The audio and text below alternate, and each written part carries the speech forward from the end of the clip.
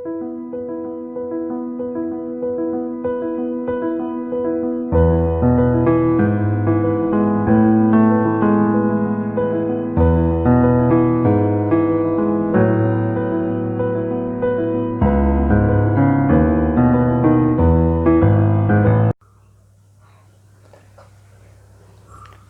morning, my dear students. Next our topic, Bill of Exchange.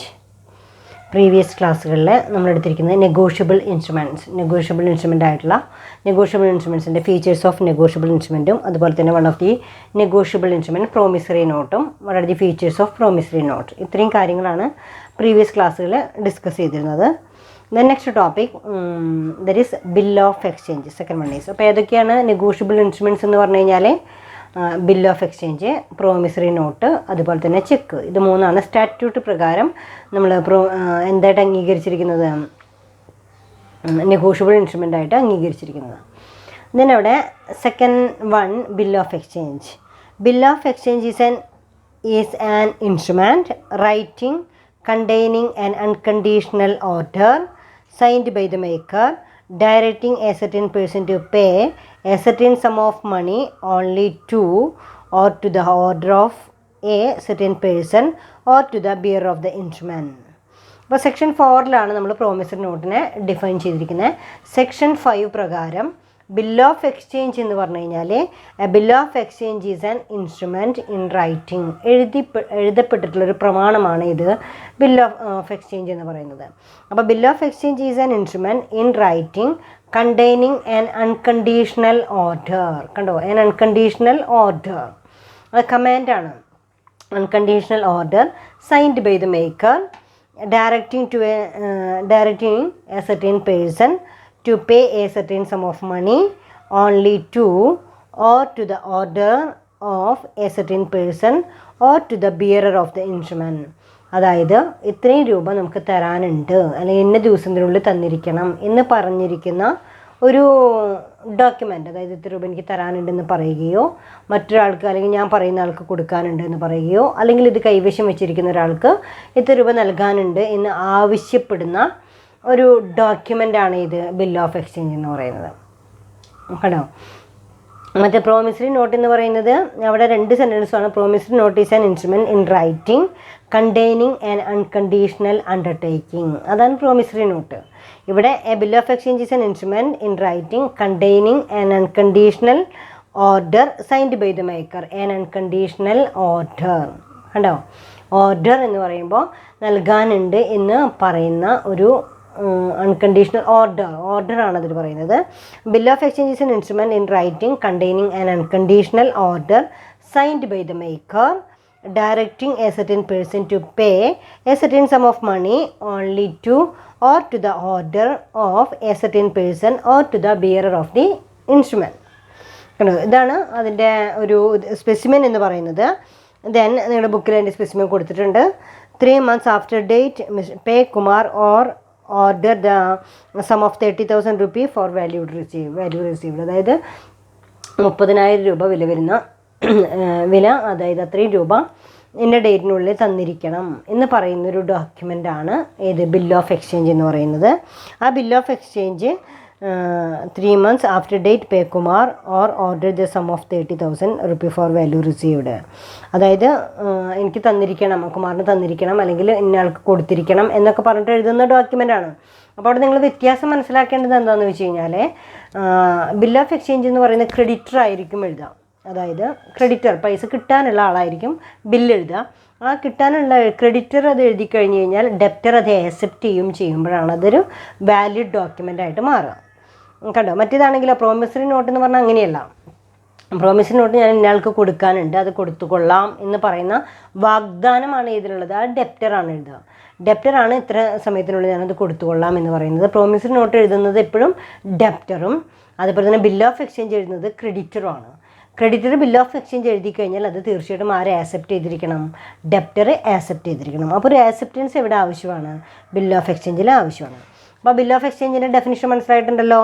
A bill of exchange is an instrument in writing containing an unconditional order signed by the maker directing a certain person to pay a certain sum of money only to or to the order of a certain person or to the bearer of the instrument. That is a section 5 പ്രകാരം ഇങ്ങനെയാണ് പറഞ്ഞിരിക്കുന്നത് എന്ന് പറയുന്നതാണ്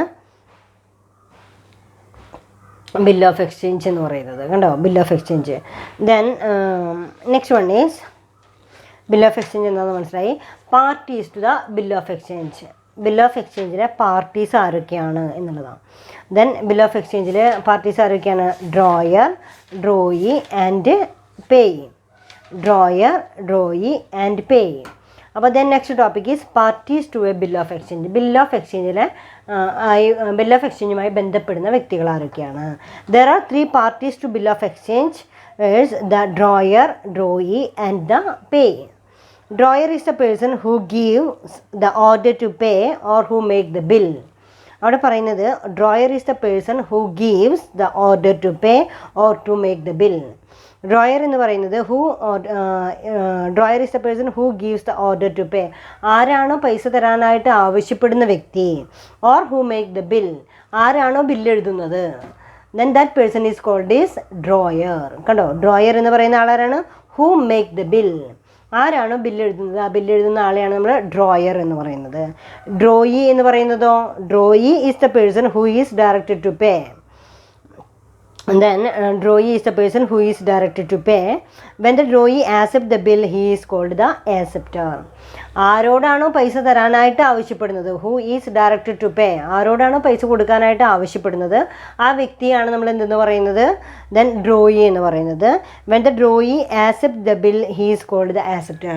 drawee എപ്പോഴാണ് bill accept ചെയ്യുന്നത്, അപ്പോഴാണ് അയാളെ നമ്മൾ എന്താ പറയുക? ഡ്രോയി എന്നാണ് പറയുക. കണ്ടോ. Then payee is the person to whom the payment is to be made. Payee എന്ന് പറയുന്നത്, payee is the person to whom the payment is to be made. ആരാണോ ആ പേയ്മെൻറ്റ്, ഇപ്പോൾ ഞാനാണ് തരാൻ പറഞ്ഞിരിക്കുന്നത്, ഞാനാണ് ബില്ല് എഴുതിയിരിക്കുന്നതെങ്കിൽ കൂടെ ഞാൻ ഡ്രോയറാണ്. പക്ഷെ ആരോടാണോ പറഞ്ഞിരിക്കുന്നത് അയാൾ ഡ്രോയിയാണ്. പക്ഷെ ഞാൻ പറയുന്നത് വേറൊരാൾക്ക് കൊടുക്കാനാണ് ഞാൻ ആവശ്യപ്പെടുന്നതെങ്കിൽ ആരാണോ അത് സ്വീകരിക്കുന്നത് അയാളെയാണ് നമ്മൾ എന്ത് പറയുന്നത്? പേയി എന്ന് പറയുന്നത്. അപ്പോൾ ബിൽ ഓഫ് എക്സ്ചേഞ്ചിൽ എല്ലായ്പ്പോഴും 3 പാർട്ടീസ് ആണ് ഉണ്ടായിരിക്കുക. ഒന്ന് ഡ്രോയർ, രണ്ടാമത് ഡ്രോയി, മൂന്നാമത് പറയുന്നത് payee. Drawer, drawee and payee. Drawer എന്ന് പറയുന്നത് is the person who gives the order to pay or who make the bill. ആരാണോ ബില്ല് എഴുതുന്നത് അയാളെ ഡ്രോയർ എന്നും. Drawee is the person who is directed to pay. ആരോടാണോ പൈസ കൊടുക്കാനായിട്ട് ആവശ്യപ്പെടുന്നത് അയാളെ ഡ്രോയി എന്നും. When the drawee accepted the bill, drawee ആ ബില്ല് ആക്സെപ്റ്റ് ചെയ്ത് കഴിഞ്ഞാൽ ഈ ഡ്രോയിനെ തന്നെ നമുക്ക് എന്തെന്ന് പറയാം? ആക്സെപ്റ്റർ എന്ന് പറയാം. കേട്ടോ, എ എന്ന് പറയുന്ന ഒരാൾ ബില്ല് എഴുതുന്നു, ബിയോടാണ് പൈസ തരാൻ ആവശ്യപ്പെടുന്നത്. അപ്പം ബില്ല് എഴുതുന്ന എ എന്ന് പറയുന്ന ആൾ ഡ്രോയറും ബി എന്ന് പറയുന്ന ആൾ ഡ്രോയി ആയിരിക്കും. ക്ലിയർ അല്ലേ? ഡ്രോയി അതിൽ ബി എന്ന് പറയുന്ന ആൾ ആ ബില്ല് ആക്സെപ്റ്റ് ചെയ്ത് കഴിഞ്ഞാൽ ഡ്രോയി മാത്രമല്ല അയാളെ പലപ്പോഴും നമ്മൾ എന്തെന്നും കൂടെ പറയാറുണ്ട്? ആക്സെപ്റ്റർ എന്നും കൂടെ പറയാറുണ്ട്.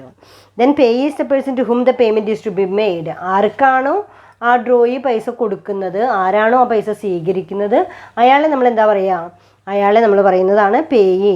Payee is the person to whom the payment is to be made. ഇപ്പോൾ ബിൽ ഓഫ് എക്സ്ചേഞ്ച് എന്താണെന്ന് മനസ്സിലായി. ബിൽ ഓഫ് എക്സ്ചേഞ്ച് എഴുതുന്ന ആളെയാണ് ഡ്രോയർ എന്ന് പറയുക. ഡ്രോയി ആൻഡ് പേയി, 3 പേരെ നമുക്ക് മനസ്സിലായി. What are the essential features or essential elements of a bill of exchange? ഒരു ബിൽ ഓഫ് എക്സ്ചേഞ്ചിന് ഉണ്ടായിരിക്കേണ്ട എസെൻഷ്യൽ എലമെൻറ്റ്സ് എന്തൊക്കെയാണ്, അല്ലെങ്കിൽ എസെൻഷ്യൽ പ്രധാന ഘടകങ്ങൾ എന്തൊക്കെയാണ്? It must be writing. Bill of exchange എന്ന് പറയുന്ന ഇൻസ്ട്രുമെൻ്റ് എഴുതപ്പെട്ടിട്ടുള്ളൊരു പ്രമാണമാണ്. So it must be in writing. Second one is it must contain an order to pay. അതിലെന്തടങ്ങിയിരിക്കണം? It must contain an order to pay. അത് ഒരു order ഉണ്ടായിരിക്കണം. It must be contain an order to pay. ഇത്ര രൂപ കൊടുക്കാനുണ്ട് എന്ന് പറയുന്ന ഒരു ഓർഡർ ഉണ്ടായിരിക്കണം. ഏതിൽ? ബിൽ ഓഫ് എക്സ്ചേഞ്ചിൽ. അപ്പോൾ ബിൽ ഓഫ് എക്സ്ചേഞ്ചിൽ എന്തൊക്കെയാണ്? ബിൽ ഓഫ് എക്സ്ചേഞ്ചിൽ it must be in writing, എഴുതപ്പെട്ടിട്ടുള്ളതായിരിക്കണം. അതേസമയം the order must be it must be contain an order to pay. അതായത് ഇത്ര രൂപ കൊടുക്കാനുണ്ട് എന്ന് ആവശ്യപ്പെടുന്ന ഡോക്യുമെൻ്റ് ആയിരിക്കണം. പിന്നെ the order must be unconditional, പ്രത്യേകിച്ച് കണ്ടീഷനൊന്നും ഇല്ലാതെ തന്നെ എഴുതിയിരിക്കുന്ന ഡോക്യുമെൻ്റ് ആയിരിക്കണം. അൺകണ്ടീഷണൽ ഓർഡർ ആയിരിക്കണം. It requires 3 parties. ഏതൊക്കെയാണ് 3 പാർട്ടീസ് എന്ന് പറയുന്നത്? Drawer, drawee and payee. ഇതാണ് അതിൻ്റെ 3 പാർട്ടീസ് എന്ന് പറയുന്നത്. The parties must be certain, അതായത് സെർട്ടാനിറ്റി ഉണ്ടായിരിക്കണം, ആരാണ് എന്ന് വ്യക്തമാക്കിയിരിക്കണം. 6th point, it must be signed by the drawer. ഇത് തീർച്ചയായിട്ടും ഇത് ആര് സൈൻ ചെയ്തിരിക്കണം? ഡ്രോയർ സൈൻ ചെയ്തിരിക്കണം. It must be signed by the drawer. Then the sum payable must be certain. Sum payable must be certain. എത്ര രൂപയാണ് എന്നുകൂടെ വ്യക്തമാക്കിയിരിക്കണം. So the sum payable must be certain. കൊടുക്കാനുള്ള എമൗണ്ട് എത്രയാണെന്ന് വ്യക്തമായിരിക്കണം. The sum payable must be certain. The next point is, it must contain an order to pay money. It must be contain an order to pay money. പണം കൊടുക്കാം എന്ന് ഇതായിരിക്കണം. It must contain an order to pay money. പണം കൊടുക്കാം എന്ന് സമ്മതിച്ചിട്ടുള്ളതായിരിക്കണം. Then the formalities relating to number, place, date and consideration through usually found in bill of exchange are not essential. എവിടെ വെച്ച് എങ്ങനെയെന്നൊക്കെ പറയുന്നത് ഒക്കെ അതിൽ പറഞ്ഞിട്ടില്ല, അത് നിർബന്ധമൊന്നുമല്ല. But necessary stamp must be affixed on the bill. പക്ഷേ സ്റ്റാമ്പ് ഡ്യൂലി അറ്റസ്റ്റ് ചെയ്തിരിക്കണം. ഇതൊക്കെയാണ് അതിൻ്റെ പ്രത്യേകതകളായിട്ട് പറയുന്നത്. അപ്പോൾ essential elements in bill of എക്സ്ചേഞ്ചിൽ ഉണ്ടായിരിക്കേണ്ട എസെൻഷ്യൽ എലമെൻറ്റ്സ് എന്ന് പറയുന്നത്, it must be in writing, it must contain in order to pay, the order must be unconditional, it requires 3 parties, drawer, drawee and payee. The drawer must be payee also. The parties must be certain. It must be signed by the drawer. Some payable must be certain. It must contain an order to pay money. It must contain an order to pay money. The formalities relating to number, place, date and consideration through usually found in bill of exchange സാധാരണ കാണപ്പെടാറുണ്ടെങ്കിൽ കൂടെ are not essential in law. നിയമപ്രകാരം അത് നിർബന്ധമൊന്നുമല്ല. But necessary stamp must be affixed on the bill. അത്രയും ഉണ്ടായിരിക്കണം. Difference between bill of exchange and promissory note. Difference between bill of exchange and promissory note important ടോപ്പിക്കാണ്. What is the difference between bill of exchange and promissory note? Then first one is bill of exchange എന്ന് പറയുന്നതിൽ there are 3 parties. പാർട്ടീസിലെ bill of എക്സ്ചേഞ്ചിൽ 3 പേരാണ് ഉണ്ടായിരിക്കുക. Promissory നോട്ടിൽ only 2 parties, 2 പേരാണ് ഉണ്ടായിരിക്കുക. ഞാൻ വാഗ്ദാനം ചെയ്യുന്നു എന്ന് പറയുമ്പോൾ, ആ വാഗ്ദാനം ചെയ്യുന്നു എന്ന് പറയുമ്പോൾ അയാൾ തന്നെയാണ് എഴുതുന്നത്. അത് ഇയാൾക്കോ അയാൾ പറയുന്ന ആൾക്കോ കൊടുക്കാമെന്നാണ് വാഗ്ദാനം ചെയ്യുന്നത് എന്ന് പറയുമ്പോൾ 2 വ്യക്തികളിലൂടെ അത് കഴിയാണ് അല്ലേ. 2 വ്യക്തികളാണ് ആ കരാറിൽ വരിക. പക്ഷേ ഇവിടെ ഡ്രോയർ ക്രെഡിറ്റർ എഴുതുന്നു, ഡെപ്റ്റർ അത് ആക്സെപ്റ്റ് ചെയ്യുന്നു, ചിലപ്പോൾ പേ എന്ന് പറയുന്ന 3ാമത്തെ ഒരാളുണ്ടാവാം. അപ്പോൾ അവിടെ there are 3 parties, പ്രോമിസറി നോട്ടിലെ 2 parties. then contain unconditional order. Bill of exchange എപ്പോഴും അൺകണ്ടീഷണൽ ഓർഡറാണ്. ബിൽ ഓഫ് എക്സ്ചേഞ്ച് എപ്പോഴും ഒരു കമാൻഡാണ്. ഇത്ര രൂപ നൽകാനുണ്ട്, ഇത്ര രൂപ നൽകിയിരിക്കണം എന്ന് പറയുന്ന കമാൻഡാണ്, ഓർഡറാണ്. So contain an unconditional order. Then promissory note an unconditional promise. അവിടെ ഒരു പ്രോമിസാണ് അല്ലേ, അൺകണ്ടീഷണൽ പ്രോമിസാണ്. വാഗ്ദാനം ചെയ്യുന്നു എന്ന് പറയുന്ന ഒരു പ്രോമിസാണ് ഇതിലുണ്ടാവുക, പ്രോമിസറി നോട്ടിലുണ്ടായിരിക്കുക. ദെൻ ഇവിടെ ഓർഡർ ആയിരിക്കും. Then liability of the maker. Secondary ഇവിടെ മേക്കർ ആരായിരിക്കും? അത് ഇമ്പോർട്ടൻ്റ് ആണ്. പ്രോമിസറി നോട്ട് എഴുതുന്നതും അതേപോലെ തന്നെ ബിൽ ഓഫ് എക്സ്ചേഞ്ച് എപ്പോഴും എഴുതുന്നത് ക്രെഡിറ്റർ ആയിരിക്കും. Maker is the creditor, maker is the debtor. Maker is the creditor in the case of bill of exchange, maker is the debtor in the case of promissory note. Promissory നോട്ടിൽ bill എഴുതുന്നത് ഡെപ്റ്ററും bill of എക്സ്ചേഞ്ചിൽ bill എഴുതുന്നത് ക്രെഡിറ്ററും ആയിരിക്കും. Then acceptance എന്ന് പറയുന്നത് require acceptance by the drawing. ഇവിടെ ബിൽ ഓഫ് എക്സ്ചേഞ്ച് ആക്സെപ്റ്റ് ചെയ്തിരിക്കണം കേട്ടോ. Require acceptance by the drawing, അവിടെ നോ ആക്സെപ്റ്റൻസ്. അവിടെ ബിൽ ഓഫ് എക്സ്ചേഞ്ചിൽ ആക്സെപ്റ്റൻസ് നെസസറിയാണ്. ആരുടെ പേരിലെങ്കിലും ബില്ല് എഴുതി കഴിഞ്ഞാൽ അത് കൊടുത്തുകൊള്ളാം എന്ന് നൽകണമെന്ന് ആവശ്യപ്പെട്ടുകൊണ്ടുള്ള ലെറ്ററാണ്. അത് തീർച്ചയായിട്ടും ഡെപ്റ്റർ ആക്സെപ്റ്റ് ചെയ്താൽ മാത്രമേ അതിന് വാലിഡിറ്റി ഉണ്ടാവുള്ളൂ. അപ്പോൾ acceptance is necessary in the case of bill of exchange. Promissory നോട്ടിലെ ആക്സെപ്റ്റൻസ് നോ ആക്സെപ്റ്റൻസ് ആവശ്യമില്ല. Then 6th one is bill of എക്സ്ചേഞ്ചിൽ with acceptor and not the payee. ഇവിടെ ആക്സെപ്റ്റ് ചെയ്യുന്ന ആൾ തന്നെയായിരിക്കണം, പേയി എന്നില്ല. പക്ഷേ ഇമ്മീഡിയറ്റ് റിലേഷൻ വിത്ത് പേയി അത് പ്രോമിസറി നോട്ടിൽ. notice of dishonor given to all persons who are to be made liable to pay. Then no notice is required to the maker. No notice is required to the maker. ഇവിടെ മേക്കറിൻ്റെ നോട്ടീസൊന്നും ഉണ്ടായിക്കൊള്ളുന്നില്ല. പക്ഷേ ഇവിടെ given to all persons who are to be made in the liable to pay. ഇത് വാഗ്ദാനം ചെയ്യുന്നതാണ്, അയാൾ തന്നെ അത് നൽകാമെന്ന് പറയുന്നതാണ്. അപ്പോൾ പിന്നെ അയാളുടെ തന്നെ എന്തുണ്ടായിക്കൊള്ളുന്നില്ല, നോട്ടീസ് ഉണ്ടായിക്കൊള്ളുന്നില്ല. പക്ഷെ ഇവിടെ നൽകണമെന്ന് ആവശ്യപ്പെട്ടിട്ടുള്ള ആ ഒരു വ്യക്തിയുടെ ലെറ്റർ നോട്ടീസ് ഉണ്ടായിരിക്കണം. ആണോ? These are the difference between bill of exchange and promissory note. Bill of എക്സ്ചേഞ്ചിൽ 3 പാർട്ടീസാണ്, പ്രോമിസറി നോട്ടിൽ 2 പാർട്ടീസാണ്. ഇതൊരു unconditional order, then unconditional undertaking ആണ് promissory note. Then it is always written by creditor. In the case of bill of exchange it is written by debtor. Then secondary and conditional ആണ് ഇത് bill of exchange എന്ന് പറയുന്നത്. Primary and absolute ആയിരിക്കും promissory note. Acceptance require acceptance by the drawee, then no acceptance in the case of promissory note. With the acceptor and not the payee, bill of exchange immediate relation with the payee. Then bill of exchange given to all persons who are to be made liable to pay. Then no notice is required to the maker. Then difference between bill of exchange and promissory note. Then next one is noting and protesting. When promissory note or bill of exchange is dishonored, the holder can authenticate it by noting by a notary public. അത് dishonour ആയിക്കഴിഞ്ഞാൽ അത് എഴുതിയിട്ടുള്ള ആൾ അത് note ചെയ്യിപ്പിക്കാനായിട്ട് responsible ആണ് by a notary public. കണ്ടോ? അതിന് ആ ഒരു പ്രോസസ്സിനെയാണ് by noting. On noting a certificate is issued by the notary. അപ്പോൾ അത് ഡിസോണറായി എന്ന് പറയുന്ന ആ ഒരു നോട്ടറി സർട്ടിഫിക്കറ്റ് ഇഷ്യൂ ചെയ്യേണ്ടതുണ്ട്. Such certificate is called as protest. അതിനെയാണ് പ്രൊട്ടസ്റ്റ് എന്നുള്ള പേരിൽ അറിയപ്പെടുന്നത്. It is the certificate attesting the dishonour. ഡിസോണറായി എന്ന് കാണിക്കുന്ന അറ്റസ്റ്റിംഗ് സർട്ടിഫിക്കറ്റാണ് ഇത് പ്രൊട്ടസ്റ്റിംഗ് എന്ന് പറയുന്നത്. അപ്പോൾ ക്ലിയർ ആയല്ലോ? What is mean by noting and protesting? അപ്പോൾ noting when a promissory note or bill of exchange is dishonored. When promissory note or bill of exchange is dishonored, the holder can authenticate it by noting by a notary public. On noting, a certificate is issued by the notary. Such a certificate is called protest. It is a certificate attesting the dishonor.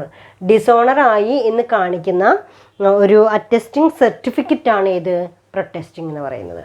അപ്പോൾ നമ്മൾ 2 ടോപ്പിക്കാണ് കൈകാര്യം ചെയ്തിരിക്കുന്നത്. ഒന്ന് promissory നോട്ടും മറ്റൊന്ന് bill of എക്സ്ചേഞ്ചും. Promissory നോട്ടും അതുപോലെ തന്നെ ബിൽ ഓഫ് എക്സ്ചേഞ്ചും. Next one is what is meant by cheque. മൂന്നാമത് പറയുന്ന നെഗോഷ്യബിൾ ഇൻസ്ട്രുമെൻ്റ് ആണ് ചെക്ക് എന്ന് പറയുന്നത്. എല്ലാവർക്കും സുപരിചിതമായിട്ടുള്ള വളരെയധികം നമ്മൾ കൈകാര്യം ചെയ്യുന്ന one of the important negotiable instrument ആണ് ഇത് ചെക്ക് എന്ന് പറയുന്നത്.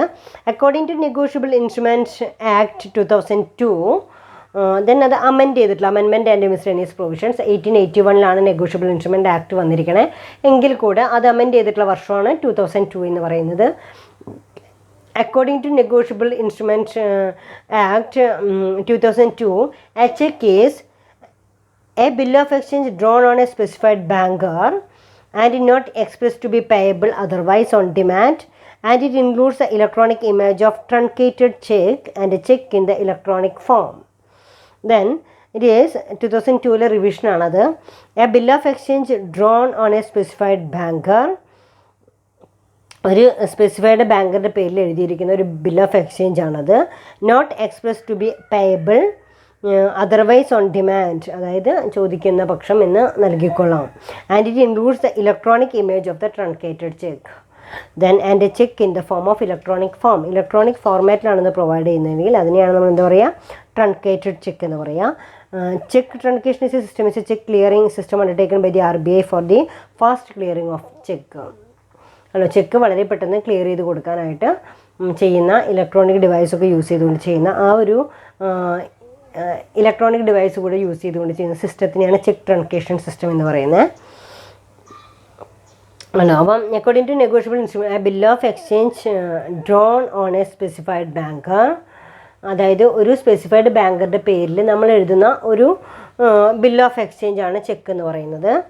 And not express to be payable otherwise on demand, അതായത് ആവശ്യപ്പെടുന്ന പക്ഷം ആ പൈസ കൊടുക്കണമെന്ന് ആവശ്യപ്പെട്ടുകൊണ്ട്. And it includes the electronic image of a truncated cheque. അത് ഒന്നുകിൽ അങ്ങനെയായിരിക്കും, അല്ലെങ്കിൽ ഇലക്ട്രോണിക് ഇമേജോട് കൂടിയിട്ടുള്ള ചെക്കുകളായിരിക്കാം, ഈ ചെക്കുകളൊക്കെ ആയിരിക്കാം.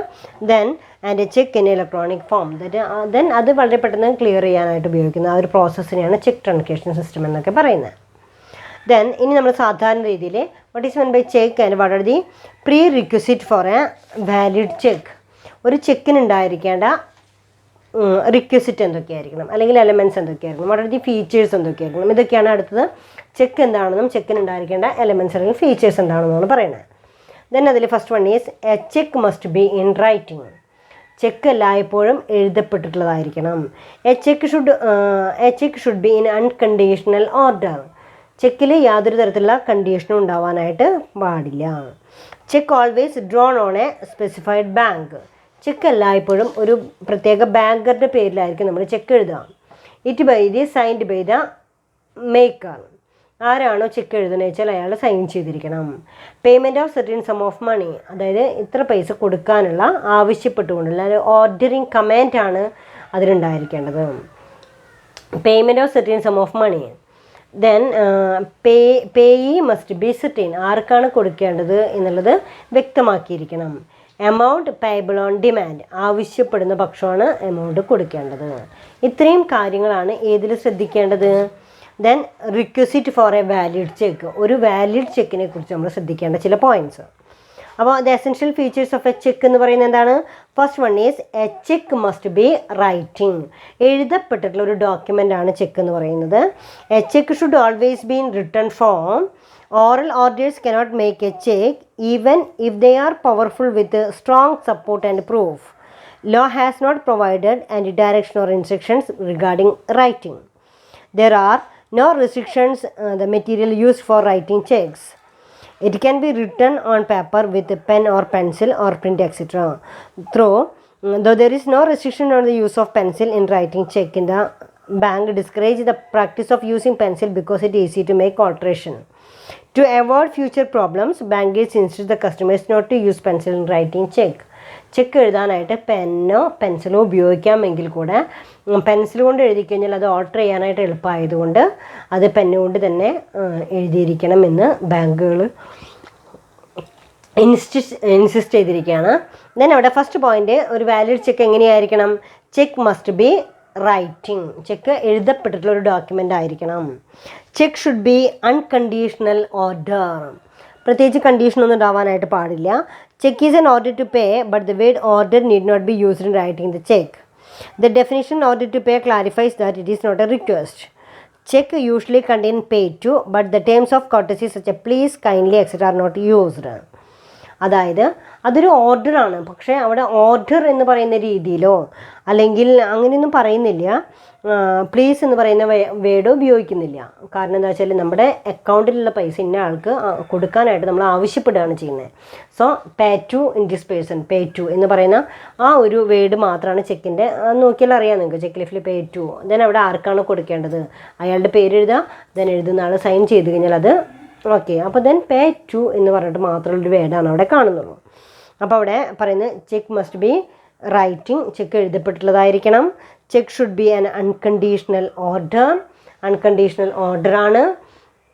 Then next one is cheque is always drawn on a specified banker. ഒരു പ്രത്യേക ബാങ്കറുടെ പേരിലാണ് നമ്മൾ ചെക്ക് എഴുതിയിരിക്കുക. അവിടെ cheque is always drawn on a specified banker and not on any other persons. It means that the drawee of a check must be bank and the address of the banker must be specified. അപ്പോൾ അതിൽ പറയുന്നുണ്ടല്ലോ unconditional order ആണ്. Cheque should be unconditional order. If any condition is attached to a cheque it lose the identity as a cheque. എന്തെങ്കിലും ഒരു condition അതിൻ്റെ ഉള്ളിൽ വെക്കുകയാണെങ്കിൽ ചെക്കിന് അതിൻ്റേതായിട്ട് identity നഷ്ടപ്പെടുകയാണ് ചെയ്യുന്നത്. And unconditional order means the payment of a check should not depend upon the happening of an event or the fulfillment of a condition. അതായത് ഇപ്പം ഞാൻ നേരത്തെ പറഞ്ഞ പോലെ എ എന്ന് പറയുന്ന ഒരാൾ ബി എന്ന് പറയുന്ന ഒരാളെ മാരേജ് ചെയ്താൽ മാത്രമാണ് ചെക്ക് ക്ലിയർ ചെയ്യൂ എന്നൊക്കെ പറയുന്ന രീതിയിലുള്ള ഒരു കണ്ടീഷനൊന്നും എവിടെ ഉണ്ടാവാൻ പാടില്ല. അല്ലെങ്കിൽ നിങ്ങൾ PG പാസ്സായിരിക്കണം, അല്ലെങ്കിൽ നിങ്ങൾ ഇന്ന എക്സാം പാസ്സായിരിക്കണം എന്നൊക്കെ ചില കണ്ടീഷൻസ് വെക്കുകയാണെങ്കിലാണ് അവിടെ. അപ്പോൾ ശരിക്കും ചെക്ക് എന്ന് പറയുന്ന അങ്ങനെ ഒരു കണ്ടീഷൻ വെക്കാനായിട്ട് പാടില്ല, അൺകണ്ടീഷണൽ ഓർഡർ ആയിരിക്കണം. അപ്പോൾ cheque must be in writing, എഴുതപ്പെട്ടിട്ടുള്ളതായിരിക്കണം. എന്തുകൊണ്ട് എഴുതിയിരിക്കണ്ടേ? പെന്നുകൊണ്ട് എഴുതിയിരിക്കണം. Cheque should be unconditional order, ഒരു കണ്ടീഷനും ഇല്ലാതെ അൺകണ്ടീഷണൽ ഓർഡർ ആയിരിക്കണം. പിന്നെ മൂന്നാമത് പറയുന്നത് cheque is always drawn on a specified banker. ഏതെങ്കിലും ഒരു ബാങ്കറുടെ പേരിലായിരിക്കണം നമ്മൾ ചെക്ക് എഴുതേണ്ടത്. കണ്ടോ, cheque is always drawn on a specified banker, ഒരു സ്പെസിഫൈ ചെയ്തിരിക്കുന്ന ഒരു ബാങ്കറുടെ പേരിലായിരിക്കണം ചെക്ക് എഴുതിയിരിക്കേണ്ടത്. It must be signed by the maker, ആരാണോ ചെക്ക് എഴുതുന്നത് അയാൾ അതിൽ സൈൻ ചെയ്തിരിക്കണം. In order to valid a cheque must contain the signature of the drawer. The drawer should be the customer of the bank. Cheque എഴുതുന്ന ആൾ ആരായിരിക്കണം? ഞാനിപ്പോൾ ആ ബാങ്കിലെ കസ്റ്റമർ ആണെങ്കിൽ ഞാനായിരിക്കും എന്തെഴുതുക? ചെക്ക് എഴുതുന്നുണ്ടായിരിക്കുക. അപ്പോൾ ദെൻ അതാത് ബാങ്കിൻ്റെ കസ്റ്റമേഴ്സാണ് ചെക്ക് എപ്പോഴും എഴുതിയിരിക്കുക. In order to be valid a cheque must contain a signature of the drawer, ഡ്രോയറുടെ സിഗ്നേച്ചർ ഉണ്ടായിരിക്കണം. The drawer should be the customer of the bank. A customer is a person who has depend on account with the bank by depositing money. Their signature should be matched the specimen signature he has to submit it to the banker at the time of opening an account. അതായത് നമ്മൾ cheque it must be sign by the maker എന്ന് പറയുന്നത്, check എഴുതുന്ന ആളുടെ sign എന്ന് പറയുന്നത് ബാങ്കർക്ക് familiar ആയിരിക്കും. അതായത് ആ അക്കൗണ്ടിൽ ഡെപ്പോസിറ്റ് ചെയ്യുന്നത് അയാൾ തന്നെയായിരിക്കും, എല്ലായ്പ്പോഴും ഇല്ല എങ്കിൽ കൂടെ അതിൽ ഡെപ്പോസിറ്റ് ചെയ്യുന്ന അയാളായിരിക്കും. അതേപോലെ തന്നെ അക്കൗണ്ട് ഓപ്പൺ ചെയ്യുന്ന സമയത്ത് നമ്മളൊരു സ്പെസിമെൻ സിഗ്നേച്ചർ കൊടുത്തിട്ടുണ്ട്, ആ സിഗ്നേച്ചറുമായിട്ട് മാച്ച് ചെയ്യുന്ന സിഗ്നേച്ചർ തന്നെയാണോ ചെക്കിലും ഇട്ടിരിക്കണമെന്ന് വെരിഫൈ ചെയ്തിരിക്കണം. അപ്പോൾ അവിടെ it must be signed by the maker, അത് എഴുതിയിട്ടുള്ള ആൾ സൈൻ ചെയ്തിരിക്കണം. Then next one is payment of certain sum of money. അതിലെന്ത് പറഞ്ഞിരിക്കണം? ഇത്ര രൂപയാണ് കൊടുക്കാൻ പറഞ്ഞിരിക്കുന്നതെന്ന് വ്യക്തമാക്കിയിരിക്കണം. Payment of certain sum of money. Cheque is an order to pay certain sum of money. Cheque cannot be used to draw other things such as securities, documents etcetera. It is also important to note that the sum of money to be paid, it is also certain. It implies that the expression of writing should not be vague. That example, pay less than rupee 5,000. 5000-ൽ കുറഞ്ഞൊരു പൈസ കൊടുക്കൂ എന്ന് പറയുന്ന രീതിയിൽ അങ്ങനെ പറയാനായിട്ട് പാടില്ല. It is not a cheque because the amount mention is not certain. അപ്പോൾ അത് ചെക്കായിട്ട് നമുക്ക് അംഗീകരിക്കാനായിട്ട് സാധിക്കില്ല. അപ്പോൾ ചെക്കിൽ എപ്പോഴും എന്തായിരിക്കണം? സെർട്ടൈൻ മണി, ഇത്ര രൂപയാണ് എന്നുള്ളത് വ്യക്തമാക്കിയിരിക്കണം. Amount payable on demand. A check is always payable on demand. This is an important and essential feature of a check. Though it is payable on demand, it is not necessary to use the word on demand. അവിടെ cheque എപ്പോഴും എങ്ങനെയായിരിക്കണം? Amount payable on demand. A cheque is always payable on demand. This is an important and essential feature of a cheque. Though it is payable on demand, it is not necessary to due the words on demand. കാരണം അവിടെ demand എന്ന് പറയുന്ന word ചെക്കല്ല ഇപ്പോഴും ആവശ്യപ്പെടുന്ന സമയത്ത് തന്നെയാണ് നമ്മൾ കൊടുക്കുക, പക്ഷേ അത് ഓൺ ഡിമാൻഡ് എന്ന് പറഞ്ഞിട്ട് എഴുതി കാണിക്കേണ്ട ആവശ്യമില്ല. അപ്പോൾ 3 കാര്യങ്ങളാണ് അവിടെ പറഞ്ഞിരിക്കുന്നത്.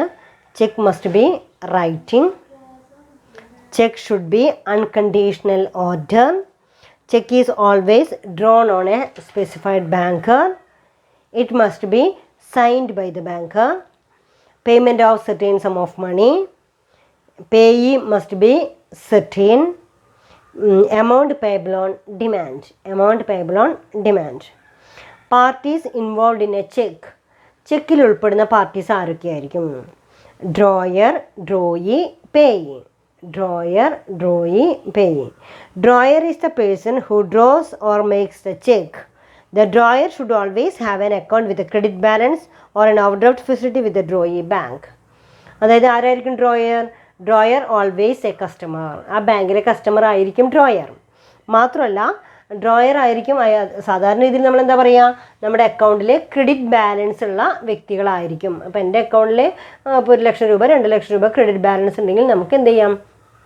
ചെക്ക് എഴുതി കൊടുക്കാം. അപ്പോൾ ഓൾവേസ് ക്രെഡിറ്റ് ബാലൻസ് ഉണ്ടായിരിക്കും. ഇനി അക്കൗണ്ടിൽ ക്രെഡിറ്റ് ബാലൻസ് ഇല്ലെങ്കിൽ പോലും ചിലപ്പോൾ ഓവർ ഡ്രാഫ്റ്റ് ഫെസിലിറ്റി അനുവദിക്കാമല്ലോ. അപ്പോൾ ഓവർ ഡ്രാഫ്റ്റ് ഫെസിലിറ്റി അനുവദിക്കുന്ന തരത്തിലുള്ള അക്കൗണ്ട്സ് ആണെങ്കിലും എനിക്ക് എന്ത് ചെയ്യാവുന്നതാണ്, ബി എന്ന് പറയുന്ന ഒരാൾക്ക് ചെക്ക് ഇഷ്യൂ ചെയ്യാവുന്നതാണ്. അപ്പോൾ ആരാണോ ചെക്ക് എഴുതുന്നത് അതെപ്പോഴും ബാങ്കിലെ കസ്റ്റമർ ആയിരിക്കും. അപ്പോൾ ഡ്രോയർ എന്ന് പറയുന്നത്, drawer is the person who draws the cheque. ആരാണോ ചെക്ക് എഴുതുന്നത് അയാളെ ഡ്രോയർ എന്ന് പറയണു.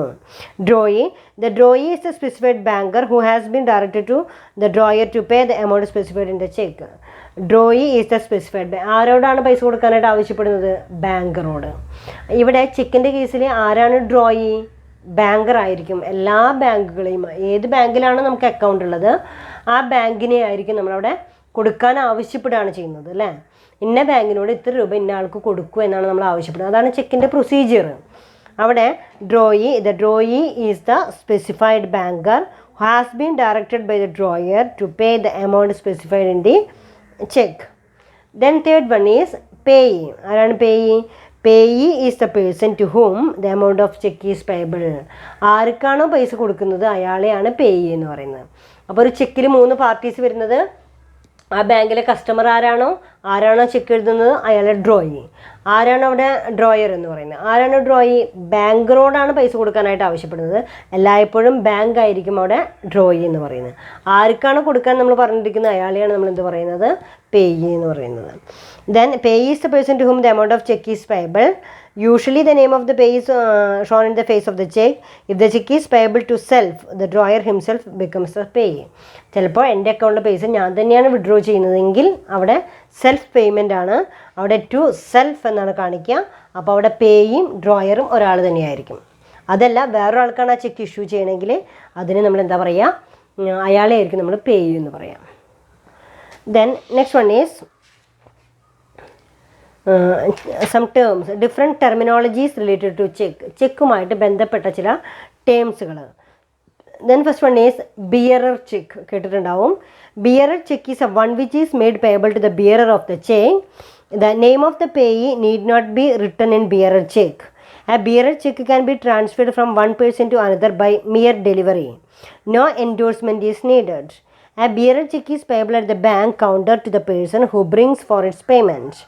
The bank shall get the signature of the bearer when encashment is done. This will help the bank to identify the bearer after some times. The bank shall get the signature of the bearer when encashment is done. അതായത് bearer cheque എന്ന് പറയുമ്പോൾ ആരുടെ കയ്യിലാണോ check വന്നിരിക്കുന്നത് അയാൾക്ക് check clear ചെയ്ത് കൊടുക്കാം എന്ന് പറയുന്നതാണ് ബിയറർ ചെക്ക്. അതായത് ഇപ്പം ഞാനൊരു ചെക്ക് എഴുതിയിട്ട് എ എന്ന് പറയുന്ന ആളുടെ പേര് മെൻഷൻ ചെയ്തിട്ടില്ല, then ഒരാൾക്കൊരു ചെക്ക് കൊടുത്തു, അയാൾ വേണമെങ്കിൽ വേറെ ആൾക്ക് അത് കൊടുത്തിട്ടുണ്ടായിരിക്കാം. ആരാണോ ബാങ്കിൽ സബ്മിറ്റ് ചെയ്യുന്നത് ആ സബ്മിറ്റ് ചെയ്ത ആൾക്ക് അവിടെ ബിയറർ എന്ന് പറയുന്ന വേർഡ് വരാനുള്ള കാരണം മിയർ ഡെലിവറി, ജസ്റ്റ് വേറെ ആൾക്ക് കൈമാറ്റം ചെയ്യപ്പെടുന്നു എന്ന് പറയുന്ന ഒരൊറ്റ വേർഡ് കൊണ്ടാണ് അത് എന്ത് പറയുന്നത് ബിയറർ ചെക്ക് എന്ന് പറയാനുള്ള കാരണം. പക്ഷെ ബാങ്കർക്ക് അറിയില്ല ആരാണോ ചെക്ക് കൊണ്ടുവരുന്നത് അയാൾക്ക് എന്ത് ചെയ്യുന്നു, ഇയാളുടെ അക്കൗണ്ട് ബാലൻസിൽ നിന്ന് എമൗണ്ട് വിഡ്രോ ചെയ്യാനായിട്ട് അനുവദിക്കുകയാണ് അല്ലെങ്കിൽ പേയ്മെൻറ്റ് നടത്തുകയാണ് ചെയ്യുന്നത്. പക്ഷേ എൻകാഷ്മെൻറ്റ്, ക്യാഷ് എടുക്കുന്ന സമയത്ത് ആരാണോ ചെക്കുമായിട്ട് എത്തുന്നത് അയാളെ കൊണ്ട് സൈൻ ചെയ്യിപ്പിച്ചതിന് ശേഷം മാത്രമാണ് ബാങ്കർ എന്ത് ചെയ്യുന്നത് ആ പൈസ കൊടുക്കുന്നത്. അപ്പോൾ ഇവിടെ bearer cheque is one which is made payable to the bearer of the cheque. ആരാണ് കൊണ്ടുവരുന്നത് അയാൾക്ക് ചെക്ക് ക്ലിയർ ചെയ്ത് കൊടുക്കുന്ന തരത്തിലുള്ള ചെക്കുകളെയാണ് നമ്മൾ എന്ത് പറയുക ബിയറർ ചെക്ക് എന്ന് പറയാം. The name of the payee need not be written in bearer cheque. അയാളുടെ പേര് വ്യക്തമായിട്ട് പറയണമെന്നില്ല. A bearer cheque can be transferred from one person to another by mere delivery. Then second one is order cheque. Order ചെക്കിലെ an order check is one which is payable to a certain person. The name of the payee should be entered in the order check. An order check cannot be transferred from one person to another by mere delivery. It requires proper endorsement.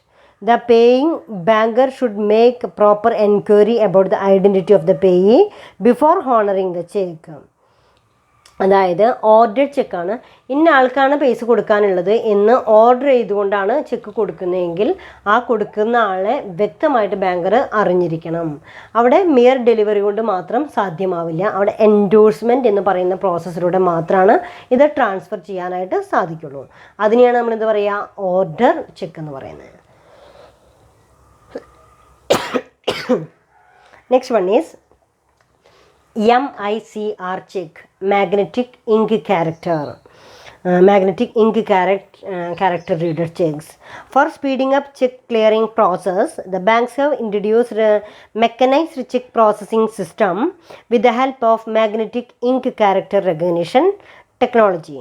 Magnetic ink character recognition is a character recognition technology to facilitate easy processing of check.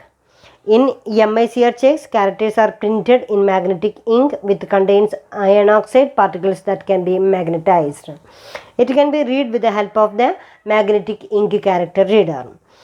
Because issue magnetic ink character reader checks issuing special quality paper and printing specification. This magnetic ink character code line at the bottom of the check containing the following information. അവിടെ ഫസ്റ്റ് 6 numbers indicate cheque number. ആദ്യത്തെ 6 നമ്പറുകളും cheque നമ്പറുകളാണ്. Next 3 numbers indicate city code. Next 3 numbers indicate bank code. Next 3 numbers indicate branch code. After some space, there is a number of transactions code which indicate the nature of account, whether the current account or savings account. ഇതേപോലെ ഇപ്പം നമുക്ക് കിട്ടുന്നതൊക്കെ magnetic ink ക്യാരക്ടറാണ്.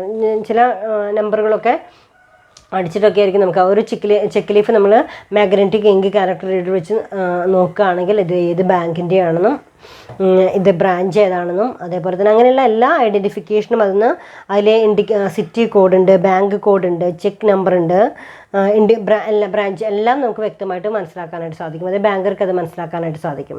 അത്തരത്തിലുള്ള ചെക്കുകളെയാണ് magnetic ink character recognition cheques എന്നുള്ള പേരിൽ അറിയപ്പെടുന്നത്. അപ്പോൾ ഇതൊക്കെ ചിലപ്പം ഏതുമായിട്ട് റിലേറ്റഡ് ആയിട്ടുള്ള ടേമുകളാണ്, ചെക്കുമായിട്ട് റിലേറ്റഡ് ആണ്. The next one is open check. Open check cash is available over the counter of the bank.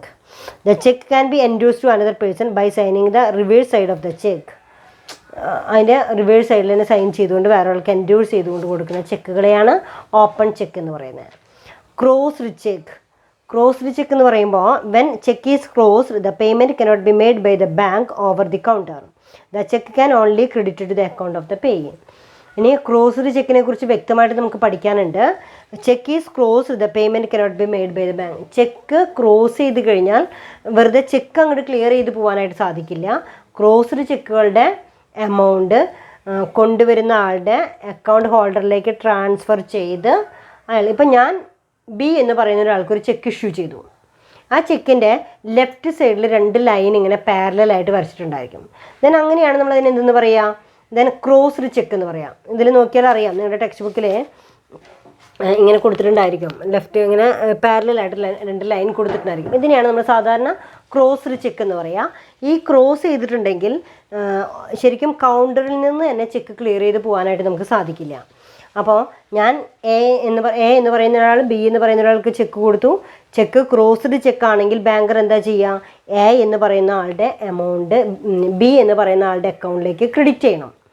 ആ ക്രെഡിറ്റ് ചെയ്തതിന് ശേഷം ബി എന്ന് പറയുന്ന വ്യക്തിയുടെ ചെക്ക് ലീഫ് ഉപയോഗിച്ചുകൊണ്ടോ ഒക്കെയാണ് അയാൾക്ക് എന്ത് ചെയ്യാൻ പറ്റുള്ളൂ, വിഡ്രോ ചെയ്യാനായിട്ട് സാധിക്കുള്ളൂ.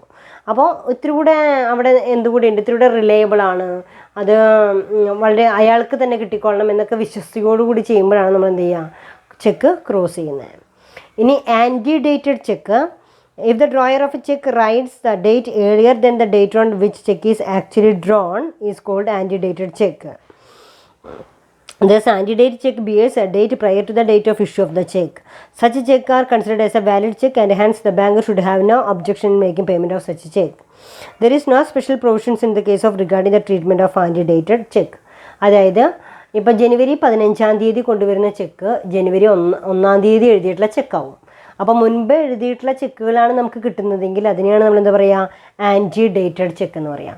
പക്ഷേ ഒരു ചെക്കിൻ്റെ കാലാവധി 3 മാസം ആയതുകൊണ്ട് നമുക്ക് ആൻറ്റി ഡേറ്റഡ് ചെക്കുകൾ യാതൊരു പ്രശ്നവുമില്ല. നമുക്ക് എന്ത് ചെയ്യാം, ആൻറ്റി ഡേറ്റഡ് ചെക്കുകൾ നമുക്ക് ക്ലിയർ ചെയ്ത് പോകാം. പോസ്റ്റ് ഡേറ്റഡ് ചെക്ക് എന്ന് പറയുന്നത് cheque which bears a date later than the date of issue is called the post dated cheque. And then 15th March 2015 may have date of 30th March 2015. If it is presented for payment of 15th March, it becomes post-dated check because the check can be presented for payment only or after 30th. Post-dated എന്ന് പറയുന്നത് ഇപ്പോൾ November 15 എഴുതിയിരിക്കുന്ന ചെക്കിൽ November 30 date ഇട്ടിരിക്കണതെന്ന് വയ്ക്കാം. അപ്പോൾ November 15 തന്നെ ബാങ്കിൽ നമ്മൾ submit ചെയ്ത് കഴിഞ്ഞാൽ അത് പോസ്റ്റ് ഡേറ്റഡ് ചെക്കാണ്. നിങ്ങൾ 15 ദിവസം കൂടെ കഴിഞ്ഞിട്ട് വരാനാണ് ബാങ്കർ ആവശ്യപ്പെടുക. അപ്പോൾ ക്ലിയർ ചെയ്യേണ്ട ഡേറ്റ് എന്താണ്? പോസ്റ്റ് ഡേറ്റ് ആണ്. കണ്ടോ, കുറച്ച് ദിവസം കൂടെ കഴിഞ്ഞിട്ടാണ് നമുക്കത് ക്ലിയർ ചെയ്യാനായിട്ട് സാധിക്കുള്ളൂ. അതിനെയാണ് നമ്മൾ എന്ത് പറയുക? പോസ്റ്റ് ഡേറ്റഡ് ചെക്ക് എന്ന് പറയാം. സ്റ്റെയിൽ ചെക്ക് എന്ന് പറഞ്ഞാൽ എന്താ? കാലഹരണപ്പെട്ട ചെക്ക്. ഡേറ്റ് കഴിഞ്ഞു, ഒരു ചെക്കിൻ്റെ കാലാവധി 3 മാസമാണ്.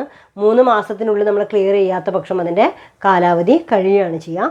If a cheque is not presented for payment within the reasonable period after the date of its issue, it is called stale check.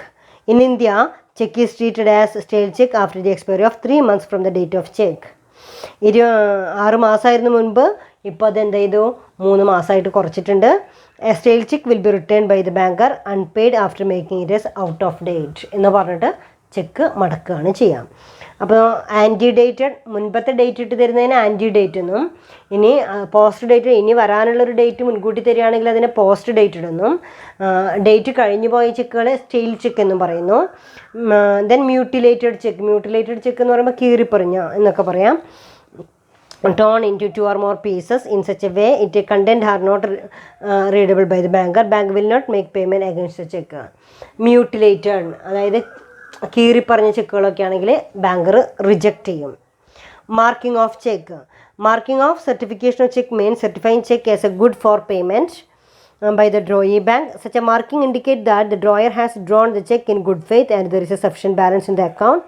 Marking can be done at the instance of the customer, at the instance of the collecting banker and also at the instance of the holder. Marking എന്ന് പറയുന്നത് ഇത് good ഫെയ്ത്തോടു കൂടി തന്നെ issue ചെയ്തിട്ടുള്ള ചെക്കുകളാണ് എന്നറിയപ്പെടുന്നതിന് വേണ്ടി ചെയ്യുന്നതാണ്. Marking or certification of a cheque means certifying a cheque as a good for payment by the drawee bank. Such a marking indicate that the drawer has drawn the check in good faith. Drawer പൂർണ്ണ വിശ്വാസത്തോടു കൂടി എഴുതിയിരിക്കുന്ന ചെക്കുകളാണ് അത് എന്ന് പറയുന്നതാണ് ഇത് marking of cheque. Then 11th one is electronic cheque. Electronic ചെക്കിൻ്റെ പ്രത്യേകത, a cheque in electronic form instead of usual paper instruments in writing is known as electronic cheque. Then it is a digital signature or biometric signature is encrypted data. ഇനി next one is material alteration. Material alteration of a cheque means alteration which is result in major change in the instrument whether it is beneficial or detrimental to any party to the instrument. Material alteration can be in the form of alteration of the date of crossing, changing a special crossing into a general crossing and striking of the words not negotiable or account payee from the general special crossing. ക്രോസിങ്ങിൻ്റെ ഇടയിൽ തന്നെ ചില വേർഡ്സുകൾ ഉപയോഗിക്കാറുണ്ട്. Then not negotiable എന്നൊക്കെ പറയുന്ന ടേംസുകളൊക്കെ ഉപയോഗിക്കാറുണ്ട്. അങ്ങനെയാണെങ്കിൽ അത് form of alteration in the date of the check, place of payment, amount of check, name of the payee, cancellation of crossing, changing special crossing into general crossing.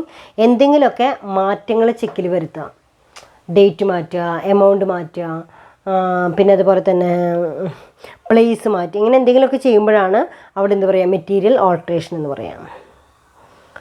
അപ്പോൾ ഇത്രയും. Then ഇനി ഹോൾഡറും due കോഴ്സും. Holder അത് നമുക്ക് next ക്ലാസ്സിൽ നമുക്കത് discuss ചെയ്യാം. അപ്പോൾ ഇതുമായിട്ട് റിലേറ്റഡ് ആയിട്ടുള്ള ടേംസ് ഏതൊക്കെയാണ്? Bearer cheque, order cheques, magnetic ink character reader cheque, open cheque, crossed cheque, ante dated cheque, post dated cheque, stale cheque, mutilated cheque, marking cheque, electronic cheque, material alteration. Holder എന്ന് പറയുന്നത് ആരാണ്? Section 8 of the Indian Negotiable Act defines holder of a promissory note, bill of exchange or check as a person entitled in its own name in the possession that the receiver recover the amount due their own parties thereto. Under the following conditions, a person can be treated as a holder. എപ്പോഴാണ് അയാൾ holder ആയിട്ട് മാറുക? He must have a legal title to the instrument. ആ ഒരു ചെക്കിൻ്റെ legal title ആർക്കാണ് ഇപ്പോൾ കയ്യിലുള്ളത് അയാളെയാണ് നമ്മൾ എന്ത് പറയുക? ഹോൾഡർ എന്ന് പറയുന്നത്. Possession in his own name. This means that title to the instrument is acquired lawfully and in the proper and regular manner. He must be entitled to receive or recover the amount from the parties of the instrument. അയാൾക്ക് third പാർട്ടിയുടെ കയ്യിൽ നിന്ന് ആ പൈസ വസൂലാക്കാനുള്ള അധികാരം ഉണ്ടായിരിക്കും കേട്ടോ. അപ്പോൾ ഇന്നത്തെ ക്ലാസ്സിൻ്റെ സമ്മറി നിങ്ങൾക്ക് നോക്കാം. എന്തൊക്കെ കാര്യങ്ങളാണ് പറഞ്ഞിരിക്കുന്നത് നോക്കാം. ഏതൊക്കെയാണ്? ബിൽ ഓഫ് എക്സ്ചേഞ്ച്, അതുപോലെ തന്നെ ചെക്കിൻ്റെ ഫീച്ചേഴ്സ്, ബിൽ ഓഫ് എക്സ്ചേഞ്ചിൻ്റെ features, and then what is the difference between bill of exchange and promissory note. പിന്നെ ഇതുപോലെ തന്നെ different terminologies used in check കേട്ടോ. ഇത്രയാണ് നമ്മൾ പറഞ്ഞിരിക്കുന്നത്. അപ്പോൾ വളരെ വ്യക്തമായിട്ട് നമ്മളത് വായിച്ച് നോക്കാം. Okay, thank you.